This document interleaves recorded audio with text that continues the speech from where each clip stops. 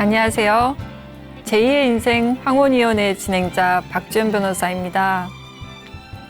결혼 후 자신의 이름을 잃어버린 채 누군가의 남편, 아내, 부모로 불리며 살아온 세월, 더 늦기 전에 나라는 존재를 찾으려는 분들이 어렵게 내린 결정 황혼이혼. 제2의 인생 황혼이혼에서는 황혼이혼에 관한 다양한 사례와 함께 법률 지식을 전해드립니다. 예전보다는 이혼이 많이 늘고 또 이혼에 대한 부정적인 시각도 많이 사라지고 있는 것 같아요. 그래서 가족 형태도 부부의 친생자로 출산한 자녀도 있지만 이혼하고 재혼을 하면서 다른 배우자의 자녀를 입양하거나 친양자 입양을 하는 경우도 많아지고요. 이렇게 가족 형태가 점점 다양해지고 있는 것 같습니다. 또 거기서 파생되는 친자관계의 법적 문제도 많아지고요. 가장 중요한 것은 부부의 감정적인 갈등과 불화보다 자녀의 복리가 가장 우선되어야 하는데 그 중심을 잘 잡으면서 부부 사이의 갈등을 해결을 해 나가는 것은 참 어려운 일인 것 같다는 생각을 이런 관련된 소송을 하면서 많이 하게 됩니다. 오늘은 이렇게 다양한 형태의 친자 관계에 관한 사안 중에서 부부 사이에 출산한 자녀의 부부의 자녀가 아닌 경우의 사안을 준비해 보았습니다.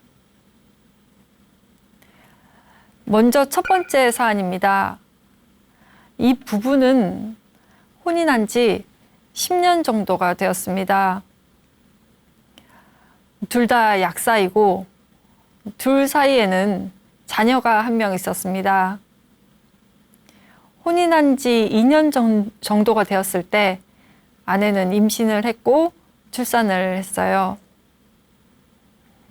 이 부부의 문제는 아내가 남편에 대한 불만이 있었는데 남편이 부부관계를 너무 강요한다는 거예요.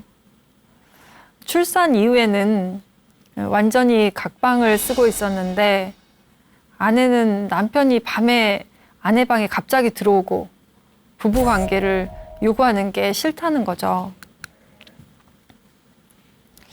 한 번은 남편이 아내와 부부관계를 회복해 보려고 여동생에게 아이를 하루만 봐달라 부탁을 하고 호텔을 예약을 했죠.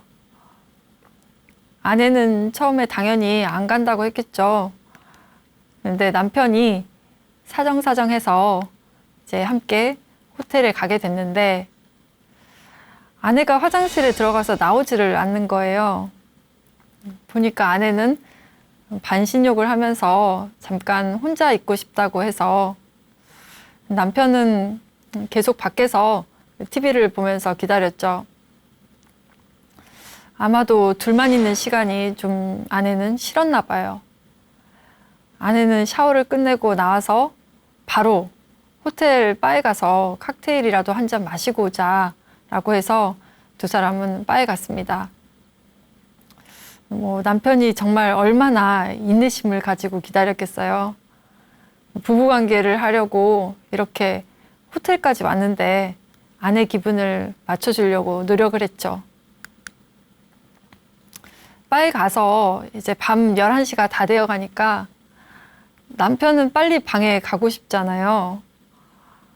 계속 아내에게 방에 돌아가자고 해도 아내는 시간을 끌면서 조금만 더 있다가 가자고 하고 남편은 계속 들어가자고 하고 그래서 결국 아내가 10분만 있다가 갈 테니까 먼저 방에 가 있어라 라고 해서 남편이 먼저 방으로 돌아갔는데 아내는 10분이 지나도 돌아오지 않는 거예요. 그렇게 기다리다가 남편이 잠이 든 후에야 아내는 방에 들어와서 결국 밤에 부부 관계를 하지 못한 거죠. 제 남편은 아침에 일어나서 부부관계를 하고 싶었는데 아내는 졸리다고 하면서 계속 일어나지를 않는 거죠. 남편이 계속 아내를 깨우면서 부부관계를 시도해보려고 하니까 이제 아내는 화를 내면서 제발 잠 좀 자게 해달라. 이렇게 하고 싶으면 다른 사람이랑 해라. 라고 막말을 했습니다. 이런 말을 듣고 기분 좋을 사람이 있을까요? 남편은 너무 자존심이 상해서 그때부터 아내와 대화를 단절하고 지냈습니다. 한 3개월 정도 그렇게 지냈어요. 처음에는 서로 냉정같이 분위기가 어색했지만 얘기를 하지 않고 지내는 게 편하게 보일 만큼 익숙해졌죠.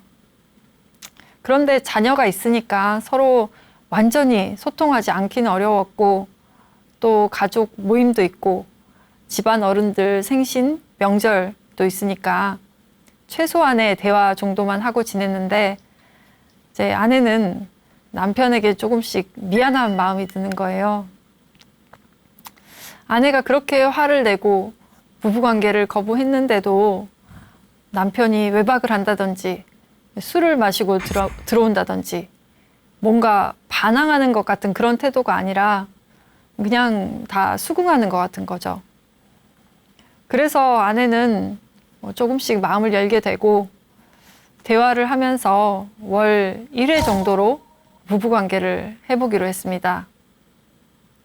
그런데 그마저도 몇 달 해보니 아내는 2달에 1회만 할 수 있을 것 같다고 해서 이제 부부관계는 2달에 1회로 정했지만 결국 그것도 잘 하지 못했다고 해요. 이혼 소송을 하면서 상담을 하면 어느 부부든지 한 신혼쯤, 혼인 10년 차쯤 이혼 위기를 겪는 것 같아요. 이때 잘 넘기면 혼인 관계가 계속 유지되고 이때 서로 혼인 지속에 의지가 없고 서로에게 상처를 주는 말과 행동을 계속하게 되면 결국 이혼으로 가게 되는 것 같은데 이 부부는 호텔에서 나와서 3개월 정도 대화를 단절했을 때 이혼의 위기가 있었던 것 같아요. 그래도 어떻게든 극복하고 다시 어느 정도는 부부 관계가 회복되었던 것 같습니다. 결혼을 안 하신 분들은 이해가 안 될 수도 있지만 이혼 전문 변호사로서 이혼 사건을 많이 접하는 저로서는 이 정도 갈등 기간은 실은 정말 짧은 정도고 아주 일상적인 것 같아요. 그런데 만약 이때 부부가 이혼하려고 하는데 협의 이혼을 하지 못하고 남편이 아내의 부부관계 거부를 이유로 이혼 소송을 했다면 이혼 사유가 될 수 있었을까요? 대법원은 부부간의 성관계는 혼인의 본질적 요소이므로 성적 불능 기타 부부 상호 간의 성적 요구에 정상적인 충족을 저해야 하는 사실이 존재하는 경우 이는 혼인을 계속하기 어려운 중대한 사유가 될 수 있으므로 정당한 이유 없이 성교를 거부하거나 성적 기능의 불완전으로 정상적인 성생활이 불가능한 경우에는 혼인을 계속하기 어려운 중대한 사유가 있다고 할 것이나 전문적인 치료와 조력을 받으면 정상적인 성생활로 돌아갈 가능성이 있는 경우에는 일시적인 성 기능에 장애가 있거나 부부 간의 성적인 접촉이 단기간 부존재하더라도 그 정도의 성적 결함만으로는 혼인을 계속하기 어려운 중대한 사유가 될 수 없다라고 판시하고 있습니다. 그러니까 쉽게 말하면 정당한 이유가 없으면서 부부 관계를 거부하거나 성기능에 장애가 있어서 정상적인 성생활이 불가능한 경우에는 이혼 사유가 되지만 전문적인 치료를 받으면 정상적인 성생활을 할 수 있다면 일시적으로 부부관계를 거부했다고 하더라도 이혼 사유가 되지 않는다는 거죠. 대법원은 이렇게 판시하고 2년 동안 부부관계를 하지 않은 부부의 경우에는 이혼 사유가 될 수 없다라고 하고 7년 동안 부부관계를 하지 않은 부부의 경우에는 이혼 사유가 되지 않는다라고 한 원심 판결을 파기했는데요. 그럼 2년은 이혼 사유가 되고 2년은 이혼 사유가 안 되고 7년은 이혼 사유가 된다는 것이냐? 기간에 따라서 몇 년 동안 부부관계를 거부하느냐에 따라서 이혼 사유가 된다고 판시한 것이냐? 그렇지 않습니다. 아까 그 법리를 근거로 해서 이 2년 동안 부부관계를 하지 않은 부부의 경우에는 서로 정당한 이유도 없이 부부관계를 거부했지만 둘 다 아무런 노력이나 시도를 하지 않았고 배우자 일방만 이혼을 원하고 상대방은 이혼을 원하지 않았습니다. 부부관계를 하고자 하는 배우자도 아무런 노력이나 시도를 하지 않았다는 거죠. 그래서 이것만으로는 이혼 사유가 되지 않는다고 하였습니다. 7년 동안 부부관계를 하지 않은 부부의 경우에는 배우자 일방이 상대방의 부부관계 거부를 이유로 이혼 청구를 했는데 원심에서는 부부관계를 상대방이 정당한 이유 없이 거부하였다는 사실을 인정할 만한 증거가 없다라고 해서 이혼 사유가 되지 않는다고 판단했습니다. 그런데 이 판결은 대법원이 파기환송했는데 심리가 미진했다는 겁니다.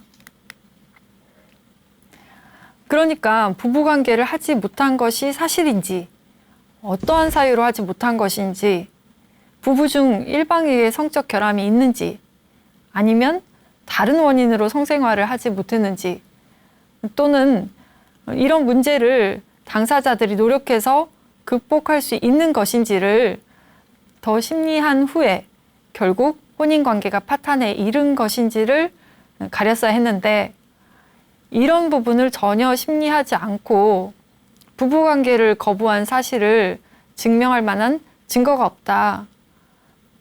정당한 이유 없이 거부한 것인지 증명이 안 된다라고 보고 이혼 사유가 없다고 판단한 것이 제대로 심리를 안 한 잘못이기 때문에 다시 판단하라는 것입니다.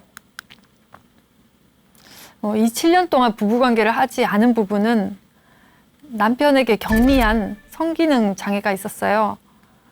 이것은 조금만 치료를 받아도 충분히 정상적인 성생활을 할 수 있는 것으로 보이는데 그렇다면 정말 성생활을 하지 못한 것이 맞는지 다른 원인으로 정상적인 성생활을 할 수 없었던 것은 아닌지 반대로 아내에게도 성기능에 문제가 있는 것은 아닌지 그런 것이 아니라면 두 사람 모두 노력을 하지 않아서 둘 다 책임이 있는 것인지 심리를 해봐야 한다는 거죠.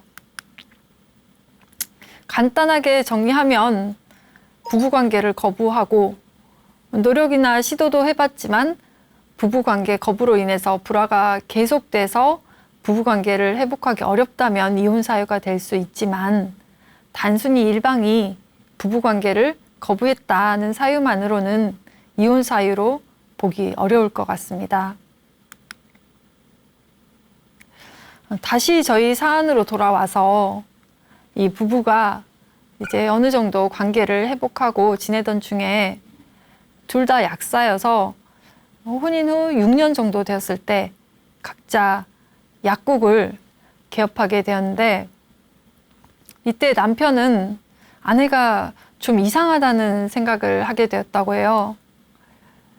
남편은 집과 가까운 곳에 개업을 했는데 아내는 집과 너무 먼 곳에서 약국을 개업하겠다고 하는 거예요.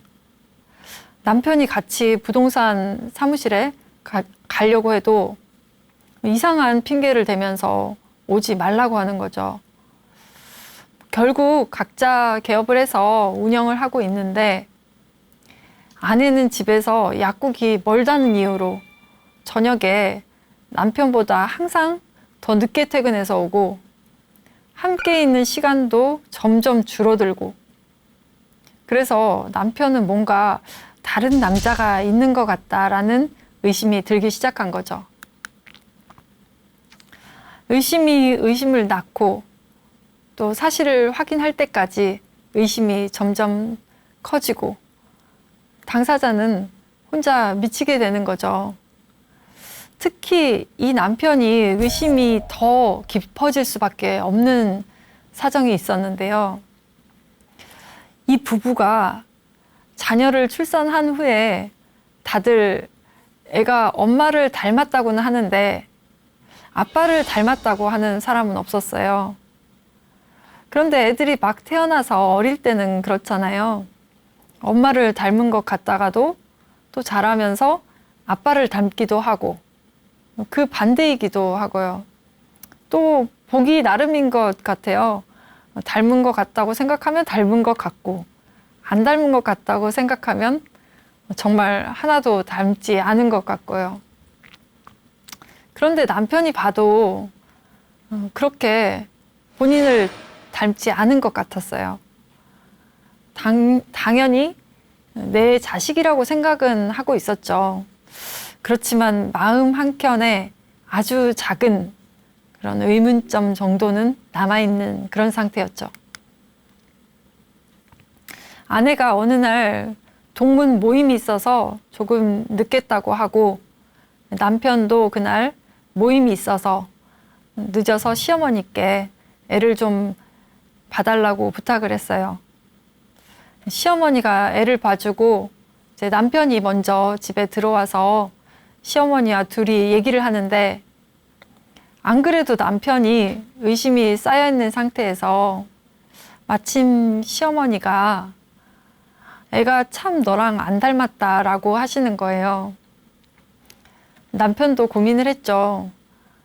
유전자 검사 결과가 만약에 본인과 일치한다고 나오면 당연히 다행이지만 그런 생각을 했던 자기 자신이 너무나 자괴감이 들 것 같고 유전자 검사 결과가 불일치로 나오면 어떻게 해야 될까? 지금까지 내 애로 생각하고 키웠는데 도대체 누구 애일까? 많은 생각이 들었겠죠. 여러분은 어떻게 하셨을 것 같은가요? 그런데 이렇게 유전자 검사까지 고민하게 될 정도라면 정말 얼마나 닮은 구석이 없다고 생각해서 그럴까 하는 생각이 들기는 해요. 유난히 엄마나 아빠 한쪽을 닮은 경우가 있잖아요. 그런데 또 유전자 힘이라는 게 아예 닮지 않기는 어려운 것 같기는 해요. 아무튼 시어머니까지 그렇게 나오고 남편 여동생도 해보자고 해서 결국 남편은 유전자 검사를 하게 되었습니다.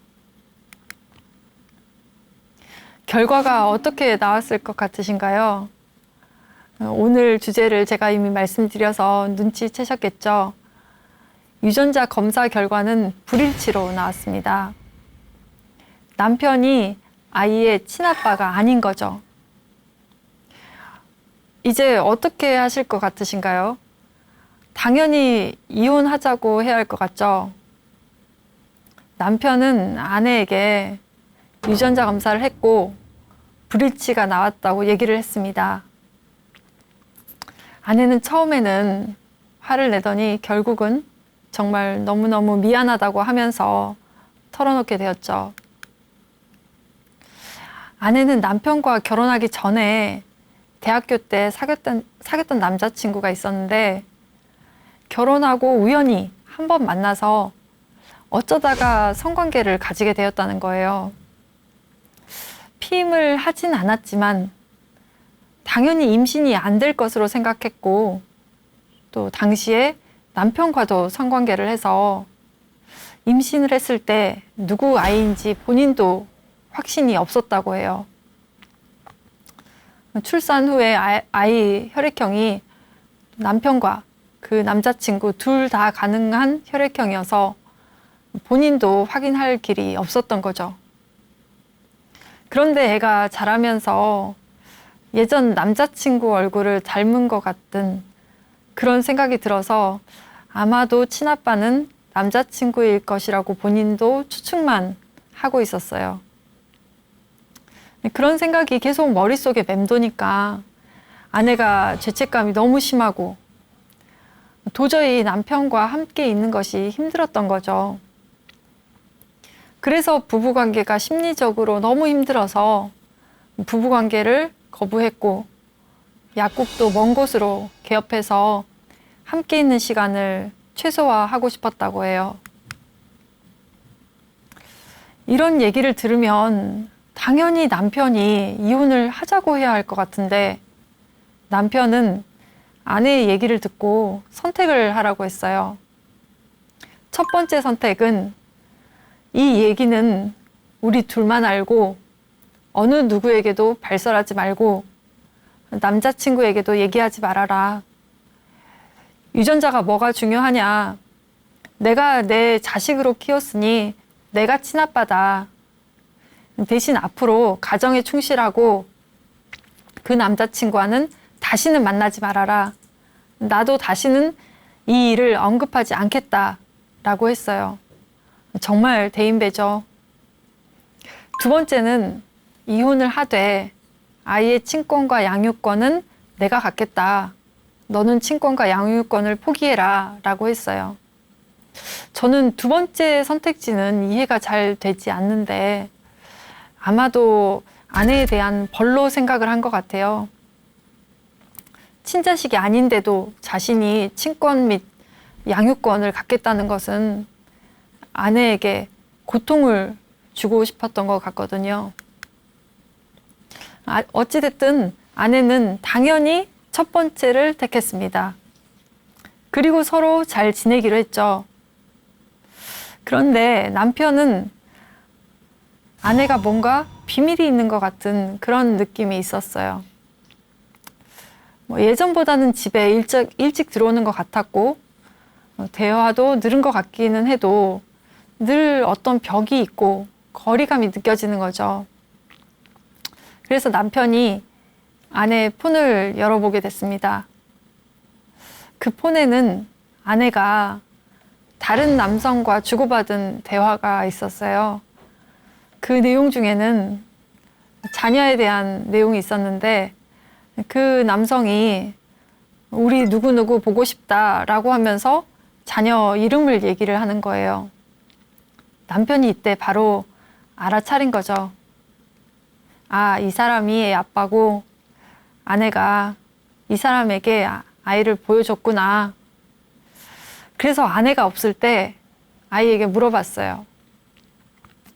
애들은 거짓말을 못 하잖아요. 언젠가 남편이 지방으로 친구 결혼식에 혼자 다녀온 날이 있었는데 그날 아내가 애를 데리고 놀이공원에 가겠다고 했었어요.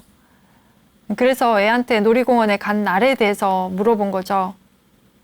그런데 애가 솜사탕 아저씨라고 하는 사람 얘기를 하는 거예요. 아빠가 솜사탕 아저씨가 뭐야? 라고 물어보니까 아이가 하는 말이 솜사탕을 만들어주고 또 기차랑 말에 태워주는 아저씨라는 거예요. 누가 봐도 함께 놀이공원에 가서 시간을 보낸 거죠. 남편은 어떻게 해서든 내 자녀라고 생각하고 키우고 싶었지만 결국 친아빠와의 연을 끊는 것도 본인이 할 수 있는 일은 아니고 또 아이에게도 그렇게 해서는 안 된다는 생각이 들었어요. 또 이렇게 평생 살 수 있을지 모르겠다는 생각이 들었죠. 그래서 결국 이혼을 하기로 결심했습니다. 민법 제844조에서는 친생자 추정에 관해서 규정하고 있는데 이렇게 아내가 혼인 중에 자녀를 출산하면 그 남편의 친생자로 추정됩니다. 아내나 남편은 이런 사유가 있음을 안 날부터 2년 이내에 친생 부인의소를 제기해야 되죠. 남편은 친자가 아닌 것을 알게 된 때로부터 2년 이내에 이혼 소송을 하면서 친생 부인의소도 제기했습니다. 당연히 이혼은 성립하는 사안이고 또 당연히 위자료도 인정됐죠. 그럼 자녀는 이제 어떻게 될까요? 친생 부인의소에서 친생자가 아니라는 확인을 받으면 아버지와 자녀 사이에는 더 이상 친생자 관계가 아니고 자녀의 가족관계 등록부에는 이제 어머니만 있고 아버지는 없는 상태가 되죠. 이때 친아빠가 인지를 해서 자신의 자녀로 등록부에 올려주면 자녀의 아버지로 등록되고, 만약 친아빠가 임의로 인지를 해주지 않으면 이 아내가 친아빠를 상대로 인지 청구를 해서 아버지로 올릴 수 있습니다. 이 인지가 중요한 이유는 가족관계 등록부상 자녀로 등록되어 있지 않으면 양육비를 청구할 수 없고 상속도 받을 수가 없게 됩니다.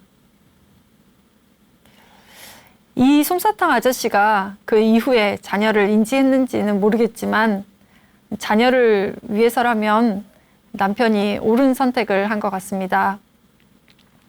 이 사안은 다소 짧은 혼인 기간에서 친생자가 아닌 경우의 문제여서 더 복잡한 문제는 없었지만, 혼인 기간이 긴 경우에는 물론 이혼과는 별개의 문제이긴 하지만 입양의 효력이 발생하는 경우도 있어서 복잡해지긴 합니다. 이것은 두 번째 사안에서 설명드리겠습니다. 신분 관계라는 것은 한 사람의 정체성에 관한 문제라서 굉장히 중요하고, 또 신분 관계를 마음대로 정하거나 바꿀 수 없는 것이어서 이 실체적인 진실에 맞게 바로 잡으려고 하면 간단하게 정정만 할 수는 없고 법적으로 판단을 받아서 해결해야 되는 측면이 있죠. 또 이렇게 법적인 해결 절차에서 증명의 문제가 어려운데 지금까지의 생활 전반의 내용을 밝혀서 증명해야 되기 때문에 방대하고 어려운 소송이 되는 것 같습니다. 두 번째 사안은 혼인 기간이 다소 긴 부부인데 친생자 추정의 문제도 있지만 입양의 효력도 문제가 된 사안입니다. 대법원은 혼인 중에 그 처가 포태한 자식은 그 부의 친생자로 추정한다는 민법 제844조 제1항의 이른바 친생추쟁은 부부 중 한쪽이 장기간 외국에 거주하고 있었다든가 사실상 이혼해서 남남처럼 살고 있다는 등 동서의 결여로 인해서 처가 부의 자식을 포태할 수 없음이 외관적으로 명백한 경우가 아닌 한 혼인 중에 처가 포태한 자식에게 모두 적용되는 것으로서 단순히 부부가 평상시에 별거하고 있다는 등의 사정만으로는 이 친생 추정을 받지 아니하는 사유가 될 수는 없다고 할 것이다 라고 판시하고 있습니다. 즉 예를 들어서 혼인 중에 아내가 임신을 하면 부부가 사이가 좋지 않아서 각방을 사용하고 부부관계를 전혀 하지 않은 상황이라고 하더라도 외관적으로 명백하게 두 사람이 부부관계를 할 수 없던 것이 아닌 이상 남편의 자녀로 친생자 추정된다는 것인데요. 만약에 남편이 장기간 해외 출장을 갔거나 교도소에 수감되는 사정이 있다면 외관적으로 명백하게 두 사람이 부부관계를 할 수가 없죠. 이런 경우에는 아내가 혼인 중에 임신을 하더라도 남편의 자녀로 친생자 추정이 되지 않는 거죠. 그러니까 대법원은 외관설이라고 해서 부부관계를 실제로 했는지는 모르겠지만 부부관계를 할 수 없음이 외관적으로 명백한 경우에만 친생자로 추정되지 않는다는 겁니다. 그럼 무정자증은 어떨까요? 무정자증이라고 해도 마찬가지입니다. 설령 무정자증 진단을 받았다고 하더라도 자연 임신했다면 실제로 수정이 되었는지는 논외로 두 사람이 부부관계를 할 수 없음이 외관상 명백한 사정이 있다고 볼 수 없다고 해서 일단 친생자로 추정합니다. 그러니까 누가 봐도 두 사람이 외관상 명백하게 함께 있을 수 없는 상황이 아닌 이상 아내가 임신을 하면 남편의 자로 친생자 추정이 되는 겁니다. 친생자 추정의 효과는 어떨까요? 실제로 친아빠라고 하더라도 자신이 친아빠라는 점을 인정받는 그런 소송을 할 수가 없습니다. 친생자 추정이 되면 친생자가 아니라고 하면서 친생자 부인 소송을 할 수 있는 것은 부와 모, 그러니까 부부 중 한 명이 하는 것입니다. 그래서 제3자가 자신이 친아빠라고 하면서 친생 부인 소송을 할 수 없는 거죠. 그러니까 만약 아내가 다른 사람과 바람을 피워서 임신을 하더라도 혼인 중에 임신을 했으면 남편의 자녀이고 남편이 내 자녀가 아니라고 친생 부인을 하지 않고 또 아내도 남편의 자녀가 아니라고 친생 부인을 하지 않는 이상은 다른 어떤 사람도 부부의 친생자가 아니다, 실제로는 내 자녀이다 라고 할 수가 없는 거죠. 저희 첫 번째 사안에서도 그래서 솜사탕 아저씨가 자기가 친아빠라고 해서 아이를 뺏어갈 수가 없었던 것이 남편이 내 자식처럼 키우려고 했고 아내도 남편과 이혼까지 할 생각은 없어서 그냥 그렇게 두 사람의 자녀로 키우려고 했었기 때문이죠. 그래서 그 솜사탕 아저씨는 자기가 아빠라고 주장을 할 수가 없었던 거죠. 이 두 번째 사안은 제가 직접 했던 사건은 아니고 판례 사안입니다. 혼인한 지 20년 정도가 된 부부입니다. 이 부부는 자녀를 가지려고 노력을 했는데 결혼한 지 5년이 지나도 아이가 생기지 않는 거예요. 그래서 병원에 가서 확인을 해보니까 남편이 무정자증으로 자녀를 가질 수가 없었던 거죠.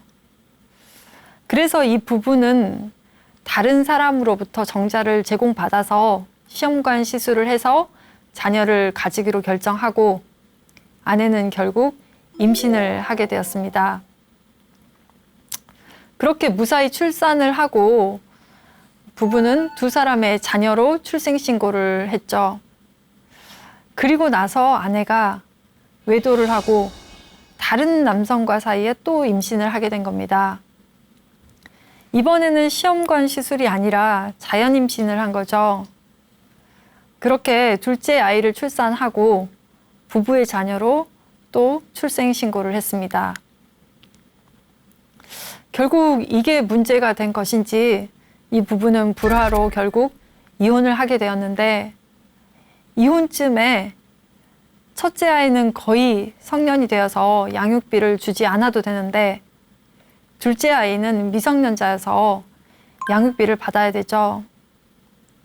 그래서 이혼하기로 하면서 양육비에 대해서 양육비를 얼마로 주기로 하는 협의를 하고 엄마가 친권과 양육권을 가지기로 했어요. 그런데 뭐 어떤 부분에선지 조금 협의가 되지 않았었나 봐요. 제 생각에는 남편이 둘째 아이는 내 자녀가 아니라는 것이 확실한데도 양육비를 줘야 하니까 주고 싶지 않았을 것 같아요. 그런데 둘째 아이를 부부의 자녀로 출생신고 해놨기 때문에 아버지로서 양육비를 안 줄 수는 없잖아요. 그래서 협의가 되지 않았을 것 같다는 생각이 들고 결국 협의혼을 하지 않고 이혼 소송을 하면서 둘째 아이는 내 자녀가 아니라고 해서 친생자가 아니라는 것을 확인해 달라고 소송을 했습니다. 이것을 친생자 관계 부존재 확인 소송이라고 합니다. 그리고 또 함께 첫째 아이에 대해서도 친생자 관계 부존재 확인 소송을 한 거죠. 남편 주장을 정리하면 이겁니다. 먼저 첫 번째 아이는 제3자의 정자를 제공받아서 시험관 시술로 임신하고 출산하는데 나는 동의한 사실이 없고 그냥 묵인한 것뿐이다. 나는 무정자증이기 때문에 이 아이는 친생 추정이 되지 않는다. 그리고 둘째 아이 역시 내 동의 없이 다른 사람과 혼외 관계를 통해서 낳았기 때문에 친생 추정이 되지 않는다. 친생 추정이 미치지 않는다. 나는 나와의 부부관계를 통해서 자연 임신한 줄 알았지만 나는 무정자증이기 때문에 생식불능이어서 자녀를 출산할 수 없다. 따라서 둘째 아이도 신생추정에 미치지 않는다는 거죠. 법원은 어떻게 판단했을까요? 먼저 첫 번째 자녀에 대해서는 이렇게 판단했습니다. 인공수정이란 남녀 사이의 자연적 성행에 의하지 않고 인위적인 시술에 의하여 수태하게 하는 것으로 배우자의 정자를 사용하는 경우와 배우자가 아닌 정자 제공자인 제3자의 정자를 사용하는 경우가 있고, 제3자의 정자를 사용한 인공수정의 경우에 배우자인 남편이 동의한 경우에 한하여 인공수정에 의하여 출생한 자녀는 민법 제844조 제1항에 의하여 그 부의 친생자로 추정되고, 금반원의 원칙에 따라서 그 부는 친생부인권도 행사할 수 없다. 즉, 남편이 인공수정에 대해서 동의했으면 친생자로 추정되고, 한번 동의했다면 나중에 친생자가 아니라는 주장도 할 수 없다는 거죠.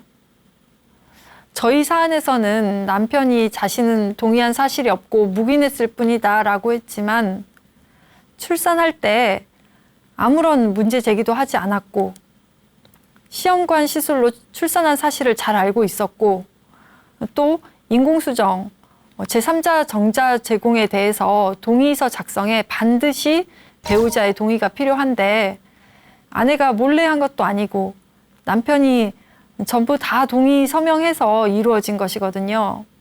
묵인한 것이 아니라 동의를 해준 거죠. 그래서 그렇게 동의한 이상 이제 와서 친생자 추정이 미치지 않는다고 할 수 없다는 거죠.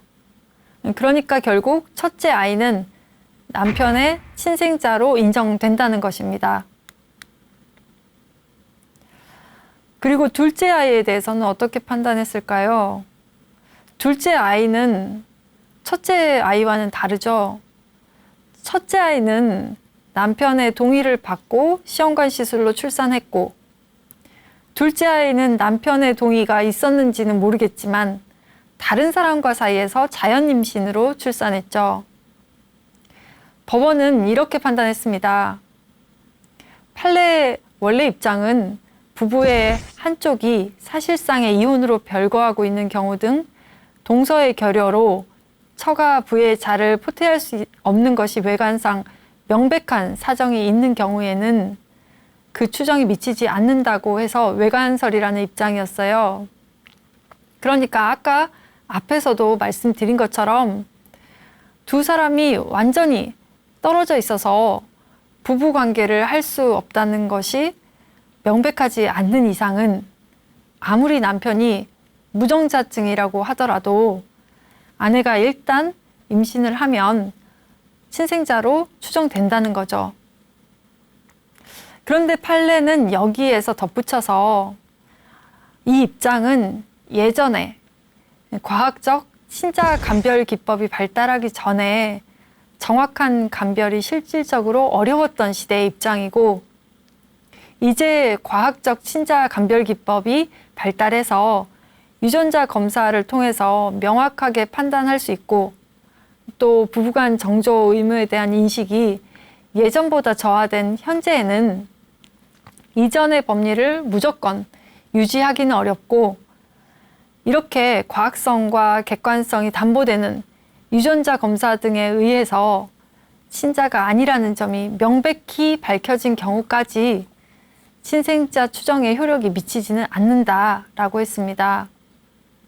따라서 둘째 아이에 대해서는 친생자 추정의 효력이 미치지 않고 친생자 관계가 부존재한다는 것입니다. 그런데 여기서 또 다른 문제가 생깁니다. 둘째 아이는 이 부부의 자녀로 출생신고가 되어 있지만 남편의 친생자가 아니기 때문에 출생신고 자체가 허위의 출생신고여서 무효입니다. 그런데 이렇게 허위의 출생신고라고 하더라도 부부가 입양의 의사로 친생자 출생 신고를 하고 입양의 실질적 요건이 구비되어 있으면 입양의 효력이 발생합니다. 여기서 입양의 실질적 요건이라고 하는 것은 입양에 합의가 있을 것, 15세 미만의 자는 법정 대리인의 대락이 있을 것, 양자는 양부모의 존속 또는 연장자가 아닐 것, 감호, 양육 등 양친자로서의 신분적 생활 사실이 반드시 수반될 것 등을 의미하는데요. 저희 사안을 보면 남편은 자신이 무정자증이기 때문에 아내가 시험관 시술을 하지 않고 자연 임신을 했다면 당연히 친자가 아님을 알면서도 친자로 출생 신고를 했는데 이때 내 자녀로 키워야겠다라고 하는 입양의 의사가 있었던 거죠. 그리고 설령 몰랐다고 하더라도 둘째 아이가 10살 정도 됐을 때 교통사고를 당했는데요. 이때 병원에서 검사를 해서 친자가 아니라는 것을 알고 있었어요. 그런데도 그 이후로 6, 7년 정도가 지나도록 함께 살았고 자녀가 고등학생이 되도록 함께 자기 자녀처럼 돌보고 잘 살면서 아무런 문제를 삼지 않았죠. 그래서 허위로 친생자 출생 신고를 했더라도 입양의 효력이 있고 양친자 관계가 성립되었다고 보는 것입니다. 그래서 이 남편이 둘째 아이가 내 자식이 아니다라고 하는 친생자 관계 부존재를 주장하는 소송은 할 이익이 없고 소송을 하려면 양친자 관계가 깨졌다, 즉 파양되었다는 소송을 해야 한다는 겁니다. 그런데 남편은 친생자 관계 부존재 확인 소송을 한 거죠. 그렇기 때문에 소송에 실익이 없다, 확인에 이익이 없다고 해서 각하 판결을 받게 된 거죠. 남편은 항소심에서 그러면 파양 사유가 있으니 양친자 관계를 해소시켜달라라고 주장을 했어요. 그러면은 파양 사유가 있는지를 살펴봐야겠죠. 민법 제905조에서는 재판상 파양 사유를 규정하고 있는데요. 양부모가 양자를 학대하거나 양자가 양부모에게 폐륜적인 행위를 하거나 일방이 생사가 3년 이상 분명하지 않거나 이런 양친자 관계를 계속하기 어려운 중대한 사유가 있는 경우에 파양 사유가 있다고 봅니다. 그런데 이 사안에서는 그런 사유가 없죠. 첫째 아이는 성년이 될 때까지, 둘째 아이는 고등학생이 될 때까지도 친자식처럼 잘 키우고 살아왔어요. 아이들도 아빠가 친아빠인 것으로 알고 살다가 이렇게 부모가 이혼을 하게 되면서 친자식이 아니라는 사실을 알게 된 거죠. 그래서 특별한 파양 사유는 없다고 보았습니다. 결국 남편은 자녀에 대한 양육 책임을 다해야 하는 거고 이혼을 하더라도 둘째 아이에 대한 양육비는 지급을 해야겠죠. 물론 이 부분은 양육비가 문제는 아니었겠죠. 애들이 거의 다 자라서 양육비가 얼마 되지는 않았으니까요. 제가 직접 수행한 사건은 아니라서 남편과 아내의 마음을 잘은 모르겠지만 아마도 남편은 둘 다 친자식이 아니라는 사실이 내내 마음에 걸린 것이 아닐까. 그래서 아내와도 불화가 생기고 가족에 대한 애정이 생기지 않았던 것이 아닌가, 그런 생각이 들어요. 또 우리나라는 아직 입양에 대한 인식이 아주 자유롭진 않기 때문에 뭔가 내 핏줄이라는 생각이 특히 가족을 유지하는 데 중요한 요소 중에 하나일 것 같은데 이 가족은 그런 결속력이나 유대관계가 강해지기는 조금 어렵지 않았나, 그런 생각이 듭니다. 부부는 인생이라는 여행길을 평생 함께 걸으며 고락을 함께 나눈 동행자입니다. 황혼이혼을 생각하시기 전에 긴 세월 함께 해온 깊은 정을 다시 한번 헤아려 주시기 바랍니다. 그래도 돌이킬 수 없는 결심이라면 저희 제2의 인생 황혼이원에서 도움이 되어 드리겠습니다. 저는 다음 주에 다시 찾아오겠습니다. 함께 해주셔서 고맙습니다.